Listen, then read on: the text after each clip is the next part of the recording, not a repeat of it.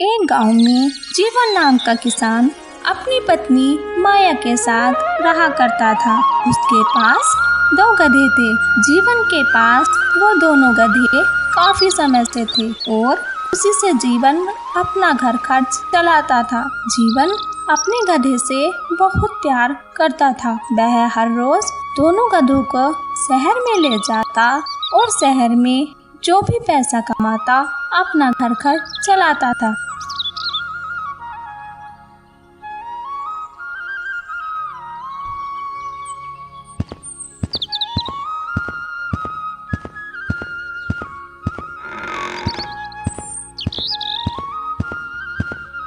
अरे माया, तुम अपने गधे को चारा क्यों नहीं दिए? अगर तुम अपने गधे को समय समय पर चारा नहीं दिए तो वो जल्दी ही मर जाएंगे।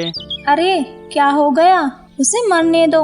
कौन सा वो ज्यादा पैसे कमा कर दे रहा है? उस गधे से तो हम दिन पे दिन गरीब होते जा रहे हैं। हे भगवान, तू क्या बोल रही है? उसी गधे से तो हम अपने घर चलाने के लिए 2 वक्त की रोटी जुगाड़ कर पा रहा हूँ। अगर वही नहीं रहे तो हम कैसे खाएंगे? इस गधे से कुछ नहीं होने वाला। मेरी मानो तो इन दोनों गधों को बेचकर हम 2 बैल खरीद लेते हैं और उसी बैल से किसानी का काम करेंगे और बहुत अधिक धन कमाएंगे। अरे माया, तुम तो बहुत अच्छी बात कही। इन दोनों गधे को बेचकर 2 बैल खरीद लेता हूँ। ऐसे में तो शहर में भी बार बार नहीं जाना पड़ेगा और अपने गांव के खेतों में ही काम कर लूँगा।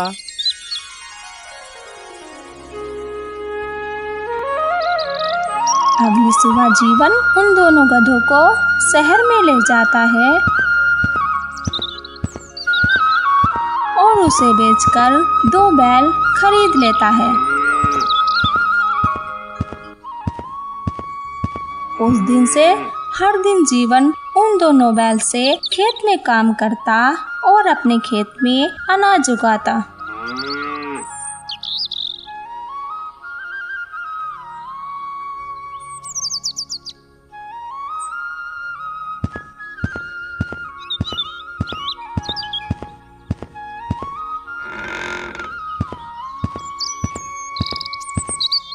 अरे माया, तुम मेरे न रहने पर गधे जैसे ही बैलों को भी चारा नहीं देते हो।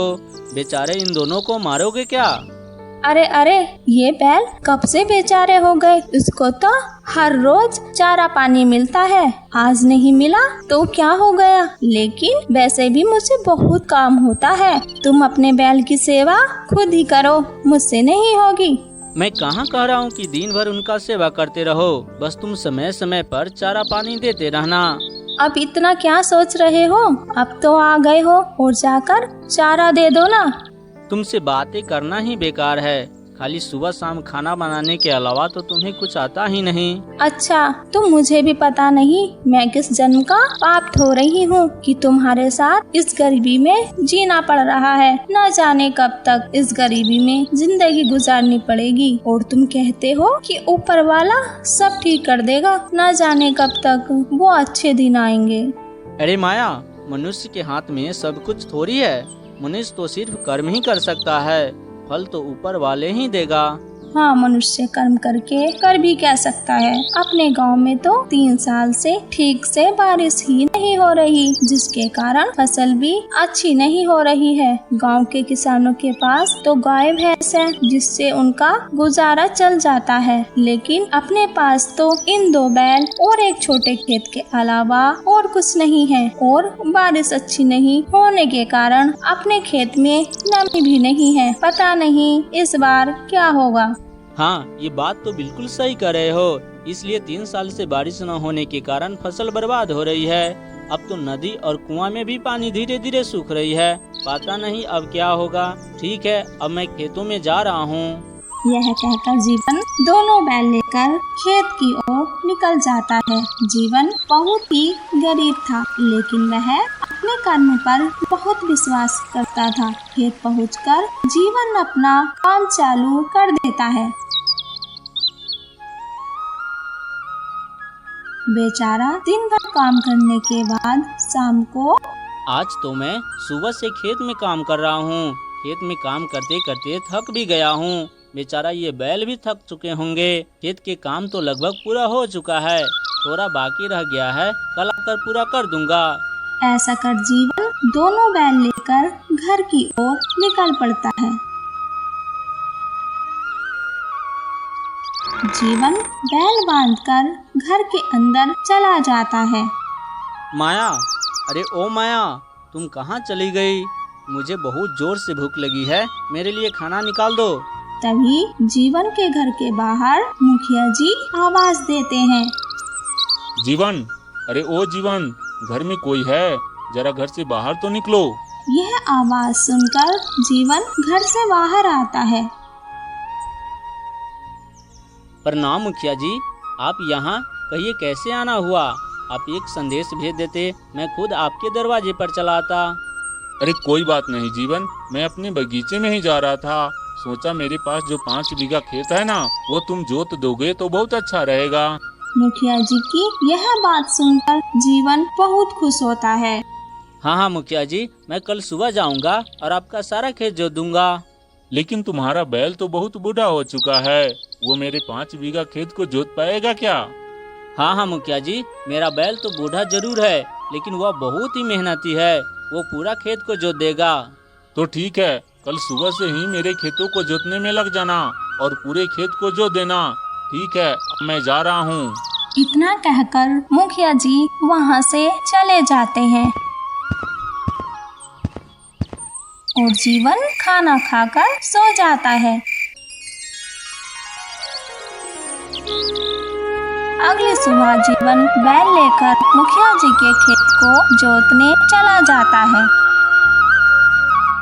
जीवन अपने बैलों के साथ मिलकर सारा दिन काम करता है, लेकिन जीवन के बैल बूढ़ा होने के कारण मुखिया जी के खेत को पूरा नहीं जोत पाते। शाम को मुखिया जी जीवन को आधे पैसे देकर छुट्टी कर देता है।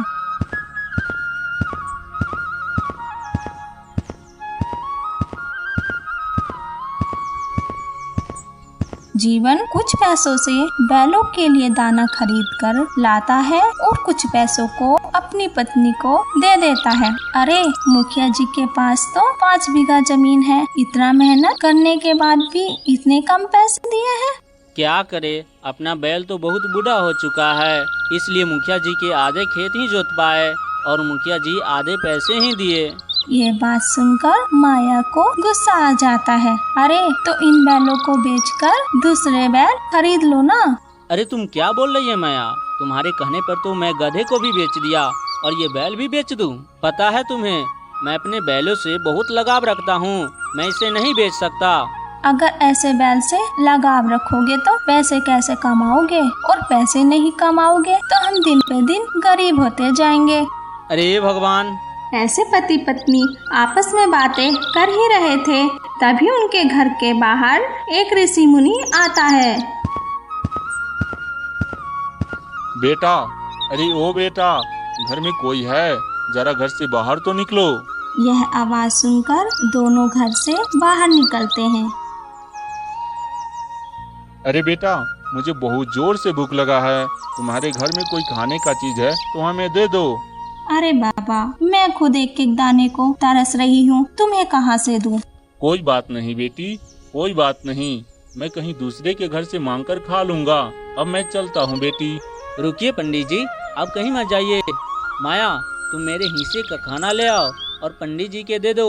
अपने दरवाजे से कोई पंडित जी भूखा चला जाए, वो हमें अच्छा नहीं लगता।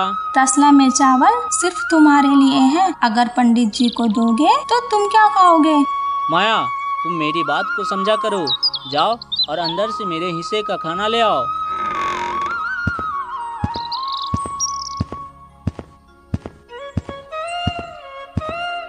फिर माया पंडित जी के लिए खाना ले आती है और पंडित जी को दे देती है। पंडित जी खाना खाकर बोलते हैं, बहुत अच्छा खाना था बेटा, मेरा पेट पूरी तरह से भर गया है। भले तुम लोग अभी बुरे समय से गुजर रहे हो, लेकिन ऊपर वाले सब देख रहे हैं, तुम्हारे कर्मों का फल जरूर देगा। ठीक है बेटा, अब मैं जा रहा हूँ।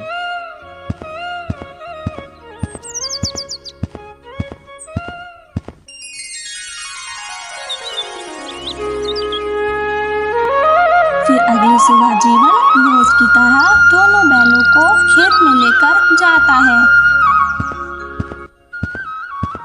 और अपना काम चालू कर देता है। कुछ देर बाद जीवन के गांव का एक आदमी उनके खेत से होकर गुजर रहा था। तभी जीवन के पास आकर बोलता है, अरे जीवन, तुम कितना मेहनत करता है। आजकल समय से तो बारिश भी नहीं होता है, जिसके कारण सारा फसल सूख जाता है। पता न तेरे कर्मों का फल मिलता है या नहीं। अरे दीपक, तुम्हें क्या पता, मनुष्य को अपना कर्म करना चाहिए, फल की चिंता नहीं करना चाहिए। अगर कर्म करते रहोगे तो देर से ही भले, लेकिन मेहनत का फल एक न एक दिन जरूर मिलता है। हमारा मेहनत कभी भी बेकार नहीं जाता है। मेरा मतलब है कि तू खेती बाड़ी छोड़कर शहर के कारखानों में काम करो, वहाँ बहुत पैसा है। तेरे तो समझाना ही बेकार है। अब मैं जा रहा हूँ। यह कहकर दीपक वहाँ से चला जाता है। फिर शाम को जीवन हल जोतने के बाद बैलों को लेकर घर की ओर चला जाता है। बैल बांधकर उसे चारा देता है और अपनी पत्नी से सारी घटना बता देता है। कोई बात नहीं जी, लोगों का काम ही है कहना, कहने दो। बस आप अपने कर्मों पर विश्वास रखो, भगवान जरूर फल देंगे।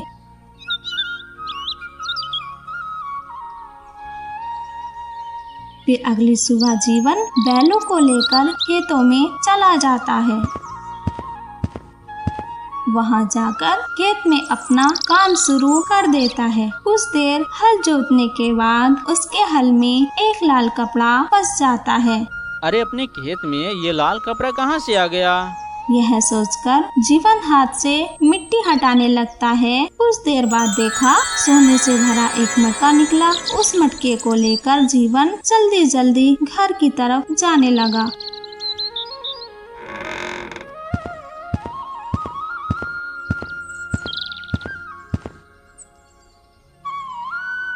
और अपनी पत्नी को सारी बात बता दी। उस दिन से जीवन का परिवार खुशियों से भर गया। अब वह खुशी खुशी जीवन जीने लगा। तो देखा दोस्तों, मनुष्य को अपने कर्म करने चाहिए। तो दोस्तों, कैसी लगी हमारी कहानी कमेंट में जरूर बताएं। और हाँ, चैनल को सब्सक्राइब करना ना भूलें। आपका धन्यवाद।